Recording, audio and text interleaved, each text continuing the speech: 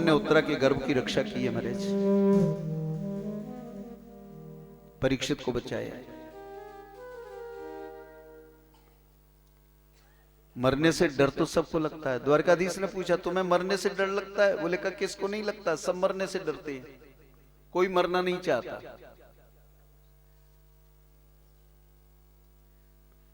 ये तो हम दुनिया के सामने कहते रहे साम मर जाए तो अच्छा है, मर जाए तो अच्छा है, मर जाए तो अच्छा है, लेकिन जब अकेले बैठते हो ना कभी सोचना बड़ा डर लगेगा, अरे राम राम मर जाएंगे तो क्या होगा, मर जाएंगे तो क्या होगा। मरना तो पड़ेगा, आज नहीं तो कल। अजो नित्यम शाश्वतो यम पुराण। अरे भाई ये तो नित्य है, मृत्यु आएगी, शरीर बनाए मिला है तो मृत्यु भी आएगी।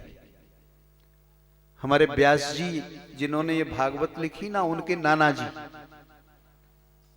आप लोग जानते हो व्यास जी के नाना जी कौन है? जानते हो ना आप? व्यास जी के नाना जी का नाम क्या है?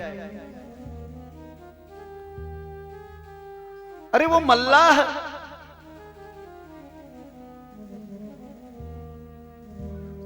जो नाव चलाया करता था गंगा में।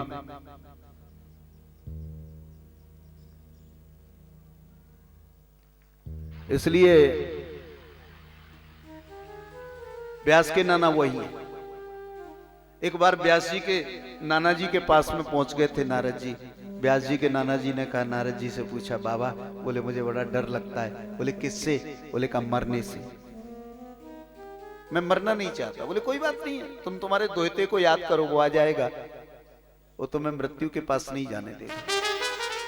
जो ध्यान किया तो व्यास जी सामने। बोले नाना जी क्या बात है? अरे बोले बेटा बहुत अच्छा हुआ तू आ गया, तू मेरी बेटी का बेटा है, तू मेरा दोहता है, मैं मरना नहीं चाहता। व्यास जी ने कहा चलो यमराज के यहां चलते हैं, मना कर देंगे उसको। यमराज के पास में पहुंच गए व्यास जी, नाना जी को लेके, नारद जी को लेके। यमराज ने कहा, व्यास जी से कहा मेरा काम नहीं है मारना। बोले किसका है? बोले कहा ये तो मृत्यु देवता का है, ये मेरा काम नहीं है, मृत्यु देवता का काम है।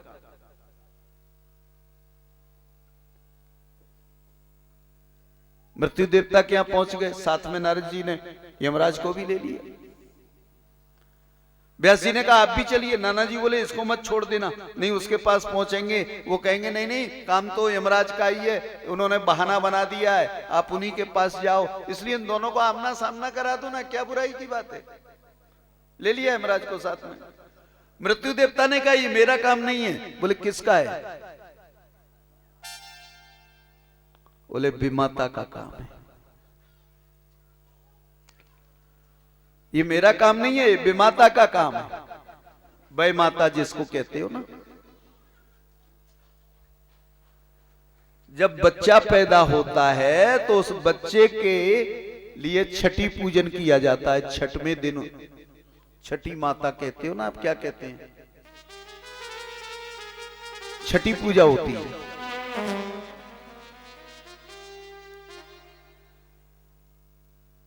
बेमाता की पूजा होती है उस दिन। बोले क्यों होती है? बोले उस दिन बेमाता आती है और बच्चे के भाग्य के ऊपर जो उसके भाग्य को लिखती है कि इस बच्चे का भाग्य कैसा है। इसलिए 6 दिन तक के बच्चे का जीवन जो है, ईश्वर भी उसमें कोई सहायता नहीं कर सकता। अच्छा पहले गांवों में बड़ा डर होता था, 6 दिन का बच्चा होता तो अरे उसे जरावली ले जाएगी, जरावली ले जाएगी। जरा क्या होती है? बोले क्यों ले जाएगी? बोले 6 दिन तक बड़ा डर रहता है, क्योंकि उसका भाग्य नहीं है, कुछ भी नहीं है, वो तो अभी आया है।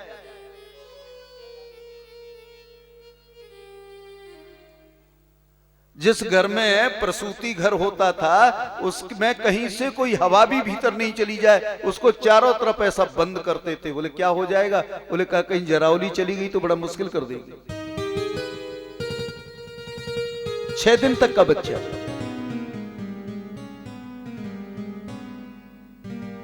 छठवें दिन विमाता आती है भाग्य लिखने के लिए।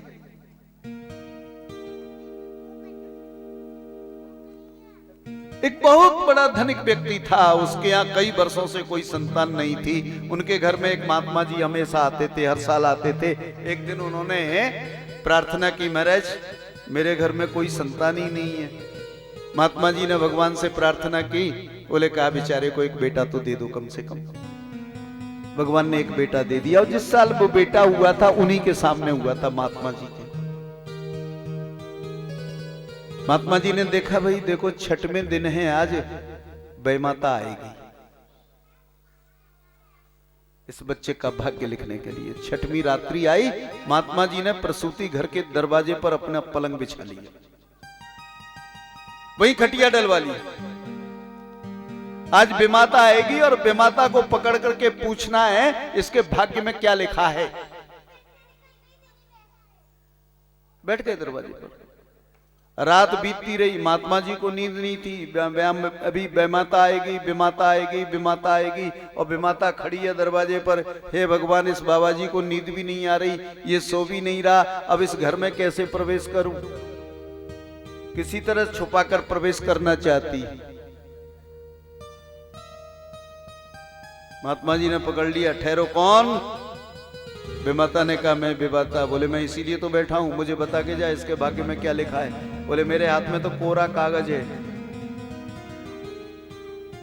जब मैं इसके माथे पर इसे चिपकाऊंगी तब मुझे पता चलेगा कि इसके भाग्य में क्या लिखा है। बोले जल्दी से बता के चिपकाओ। बेमाता ने कागज को चिपकाया, ललाट पत्रे लिखिता विधात्रा। बेमाता सोच में पड़ गई, अब क्या जवाब दूं इसको। बोले बताओ क्या लिखा है। बेमाता ने कहा कुछ कह नहीं सकती। बोले क्यों, तुम्हें नहीं पता है। बोले हाँ मुझे पता है। बोले क्या लिखा है इसके भाग्य में। बोले का 3 पांव का घोड़ा और केवल एक संदूक है, उसमें 27 रुपए हमेशा रखे रहेंगे।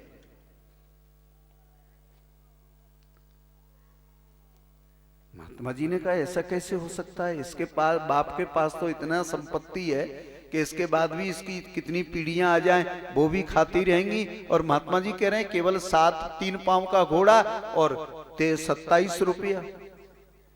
बेमाता चली गई।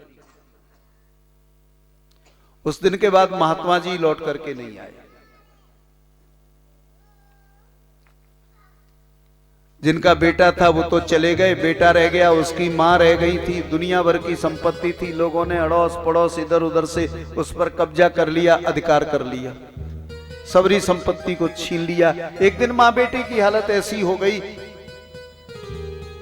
कि कुछ माल खरीदता, उस 3 पांव के घोड़े पर लाद कर ले जाता और इतना कुछ करके लाता कि मां बेटे दोनों पेट भर लिया करते थे। कई वर्षों के बाद महात्मा जी लौट करके आए।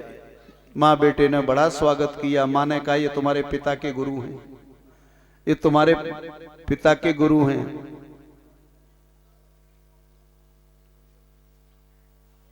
अजी महाराज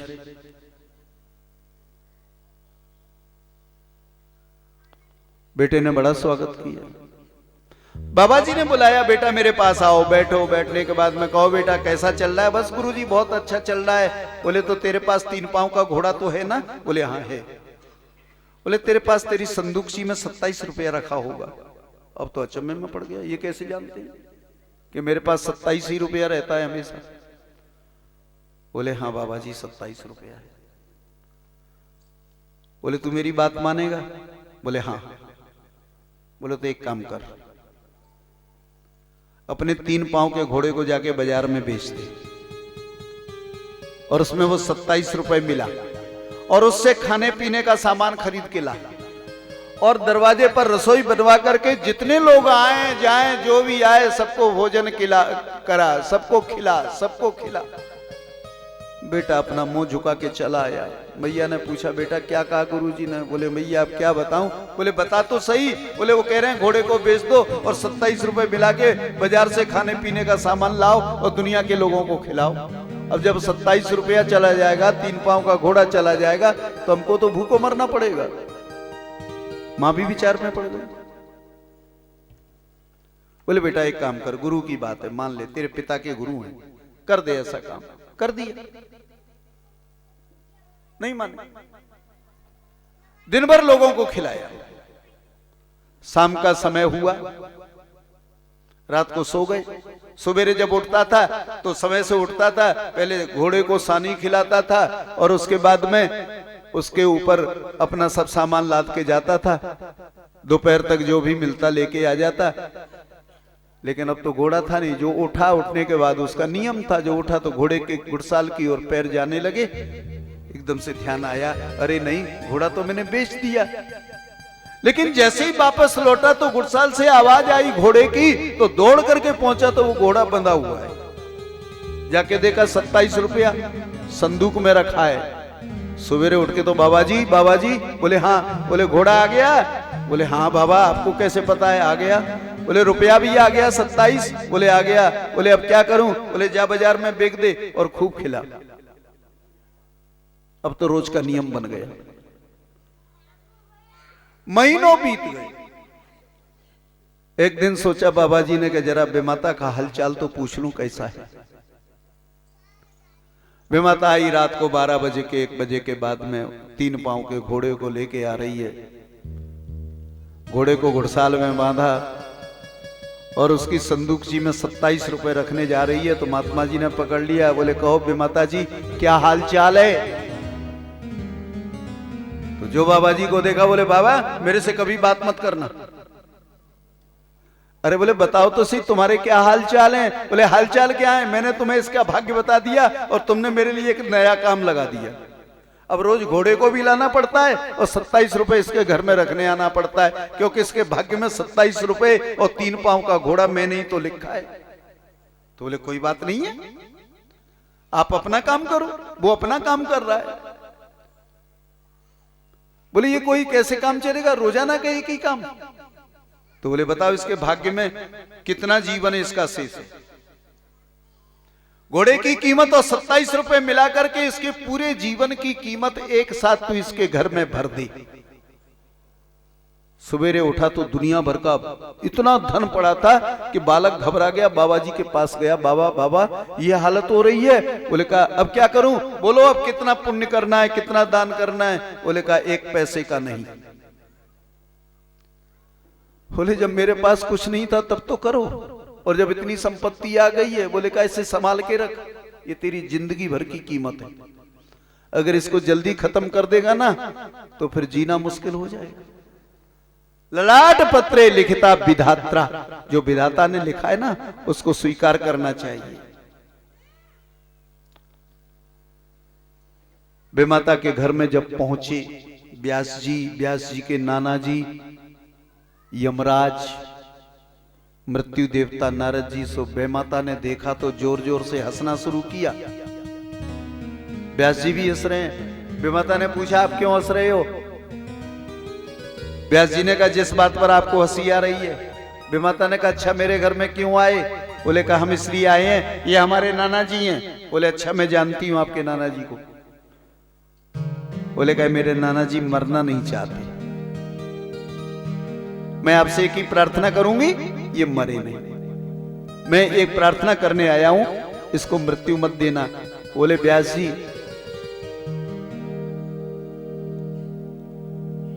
अब मैं कैसी मौत लिखूं आदमी को?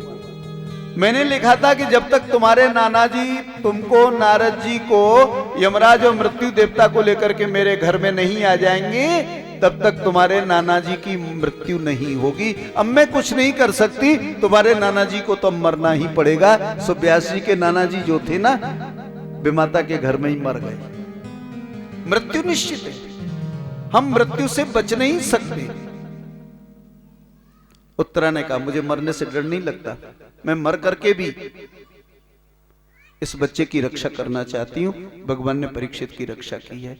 ये दूसरी मां भागवता नारी है जो हमें शिक्षा देती है कि ये जीवन जो है ना परोपकार में के लिए हो।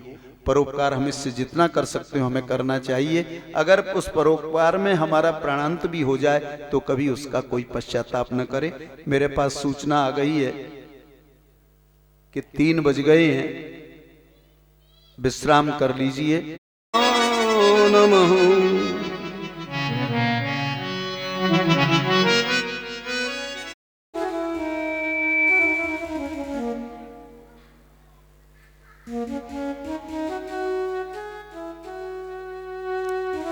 समुपस्थित भगवत भागवत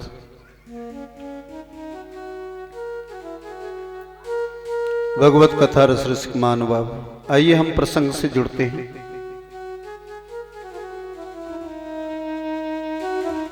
श्रीमद् भागवत के प्रथम स्कंद में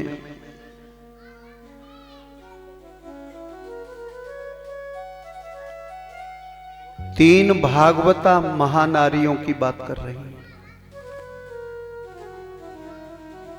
पहली है द्रौपदी, जो क्षमाशीलता की शिक्षा हमको देती है।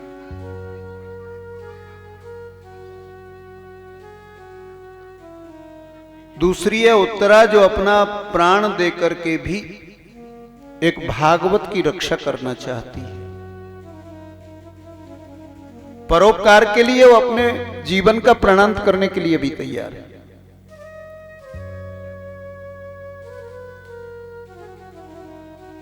उत्तरा ने यही उत्तर श्री कृष्ण को दिया, द्वारिकाधीश मेरे प्राण जाते हो तो चले जाएं, लेकिन मैं मर करके भी उस बेटे की रखवाली करना चाहती हूं, इसे बचाना चाहती हूं, जिससे तुम्हारे भुआ का वंश आगे चल सके।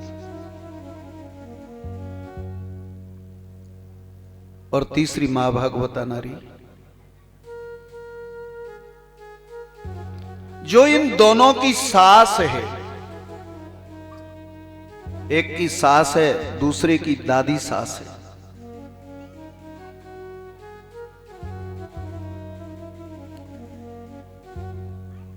और इतना बड़ा त्याग जीवन में कोई कर नहीं सकता।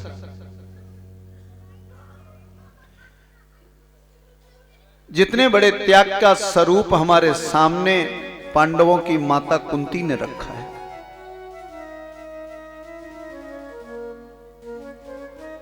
इतना त्याग कोई नहीं कर सकता।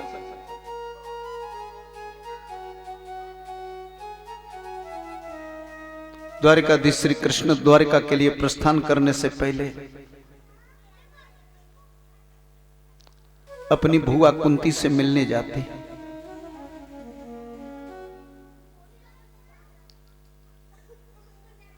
और भुआ जी की प्रार्थना करते हुए कृष्ण ने कहा, भुआ मैं अब जा रहा हूं,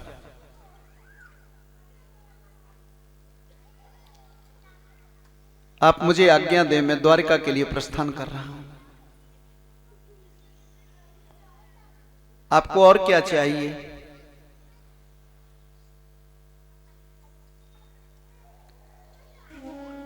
कुंती ने कहा, द्वारिकाधीश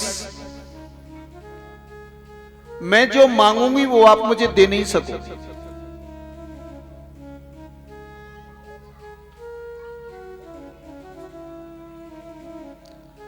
द्वारिकाधीश भगवान कृष्ण ने कहा, जो भी तुम्हें मांगना है मांग लो।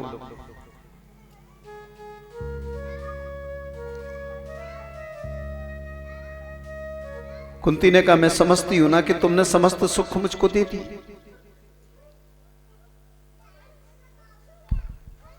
अब मैं और आपसे कुछ नहीं चाहती।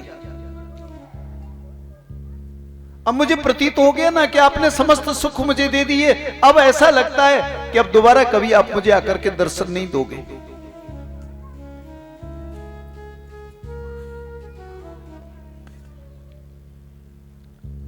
आप मुझे दोबारा दर्शन देने गए। मैंने एक अनुभव किया है कि आपका दर्शन कब होता है।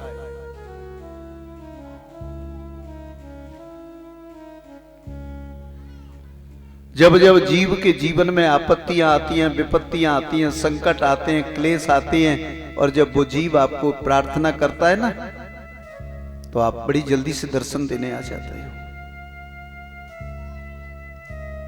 मेरे जीवन में जब जब आपत्तियां आई, विपत्तियां आई, संकट आए, क्लेश आए, आपने मुझे आकर हर बार दर्शन दिया। हर समय दर्शन दिया।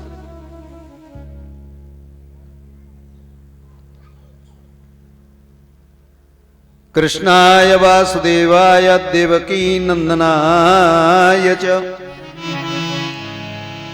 नंद गोप कुमाराय गोविंदाय नमो नमः। मैया प्रार्थना करती हैं, कुंती प्रार्थना कर रही हैं कृष्ण की कि नमा पंकजनाभाय नमा पंकजमालिने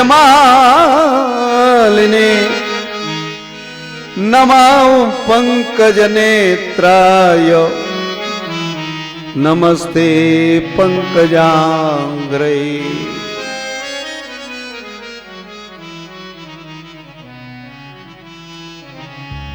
यथारसी केश खलेन देवकी। मुझे पता है ठाकुर आपका दर्शन कब होता है।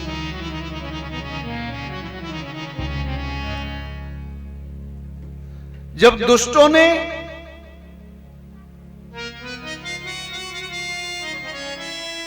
मेरे बेटे को जहर दिया था ना और उसे यमुना में फेंक दिया, उस समय आपने मेरे बेटे की रक्षा की, भीम के विष को समाप्त करके और उसे जल से बाहर लाए। मुझे यह भी पता है कि जब दुष्टों ने देवकी को दंड देने की कोशिश की तब भी आपने रखवाली की। मैंने अपने जीवन में देखा है जब मेरी पुत्र वधू को विवस्त करने की तैयारियां इन कौरवों ने की तो आपने उस समय पर मेरी रक्षा की, मेरी पुत्र वधू की लाज रखी।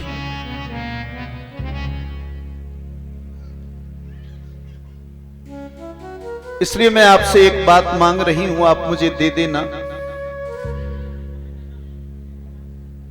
और देखिए देवकी कुंती क्या मांगती हैं भगवान कृष्ण से।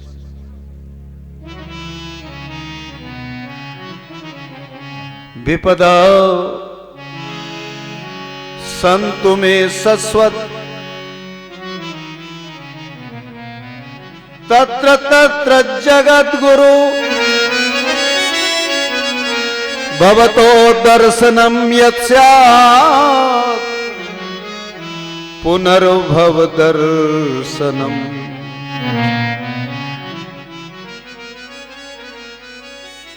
मैया कुंती जो मांगती है वो आप कभी जिंदगी में भी भगवान से नहीं मांगोगे।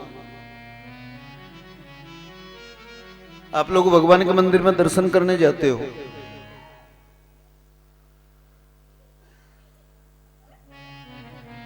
हमारे कुछ लोग ऐसे होते हैं जो नियमित भगवान के दर्शन करने जाते हैं मंदिर में, नियमित, चाहे सर्दी हो, गर्मी हो, बरसात हो, लेकिन वो अपना नियम नहीं तोड़ते, भगवान के मंदिर जाए बिना। भगवान के मंदिर में नित्य प्रति नियम से जाना ही चाहिए।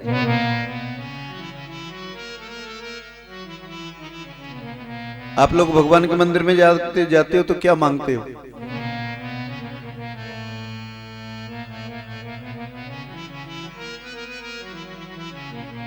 लक्ष्मी।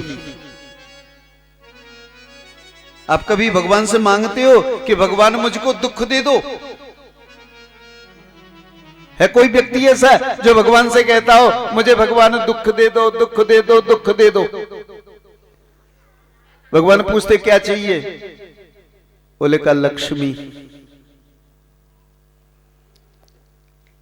अगर कोई भगवान आपसे ये कह दे कि भाई तू लक्ष्मी को ले जा, लेकिन तेरे घर की लक्ष्मी को हमें दे जा, है किसी में हिम्मत? हम दिन दहाड़े जाकर भगवान लक्ष्मी नारायण के सामने खड़े होकर कहते हैं लक्ष्मी को दे दो। नारायण को कोई नहीं मांगता। अब आप लक्ष्मी को बिना नारायण के हमेशा घर में रखना चाहते हो तो मुश्किल का काम है। अरे भाई लक्ष्मी को भी तो अपने पति के पास जाना है ना। अब आप लक्ष्मी को रोकोगे तो कैसे रोकोगे ये बता दो। पति से अलग करके तो आप लक्ष्मी को रोक नहीं सकते।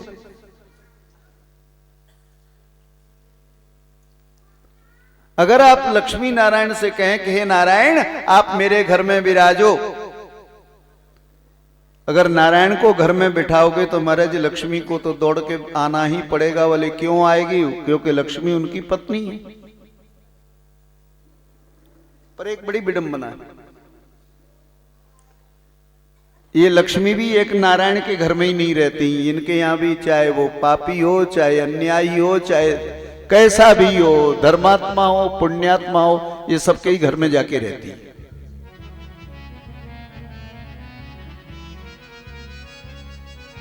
अभी प्रसंग आएगा ना लक्ष्मी कैसे आई दुनिया में, तब चर्चा करेंगे।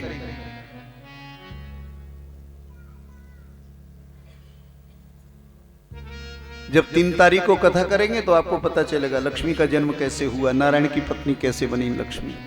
परसों के दिन हम भगवान से लक्ष्मी मांगते हैं, नारायण को भी नहीं मांगते कि नारायण मेरे घर में आ जाओ। अब बिना नारायण के लक्ष्मी तो जितना टिकेगी उतना ही टिकेगी, वो तो चली जाएगी। कुंती ने कहा मैंने आपकी पहचान की है। बोले क्या पहचान की? आपका दर्शन कब होता है? कि विपता आवे रे श्री राधे, विपता आवे रे श्याम धनी थर याद सतावे रे, विपता आवे रे।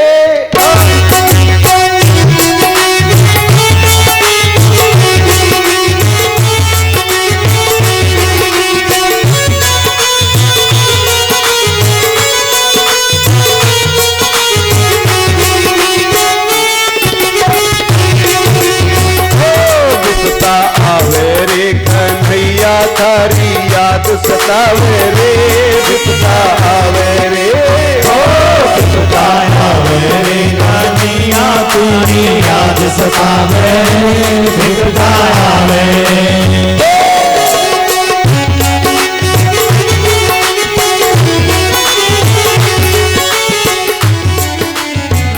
विपदा संतु में सस्वत तत्र तत्र जगत गुरु। हे जगत गुरु, जब जब जीव पर आपत्ति विपत्ति संकट और क्लेश आते हैं तब आप पधारते। दुख में सुमिरन सब करें, सुख में करे न कोई। जो सुख में सुमिरन करे, दुख काई को।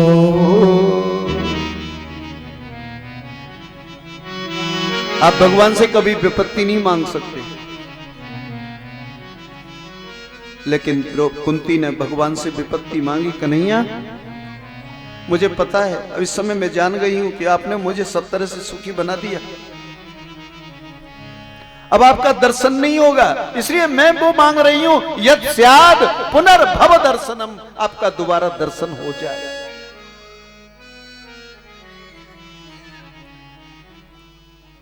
धर्मराज युधिष्ठिर को राज्य सिंहासन पर बैठा कर जब गए द्वारका को कृष्ण, तो फिर द्वारका लौट कर नहीं गए, कुंती से नहीं मिले।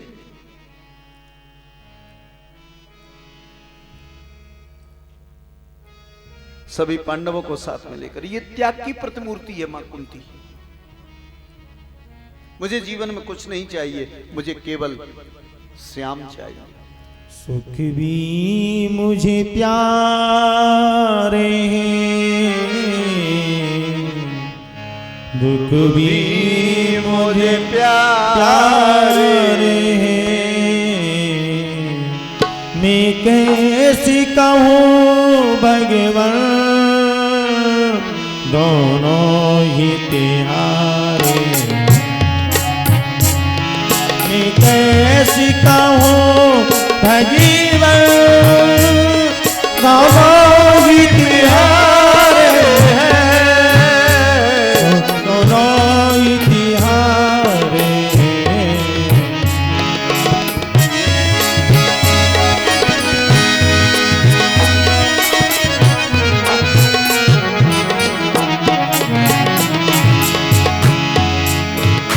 सुखी दुखी ही तो दुनिया की गाड़ी को चलाती है, दुनिया की गाड़ी को चलाती है। सुखी दुखी ही हम सभी को इंसान बनाती है। सुख दुख तो हमको इंसान बनाती है, कोई इंसान बनाती नदिया के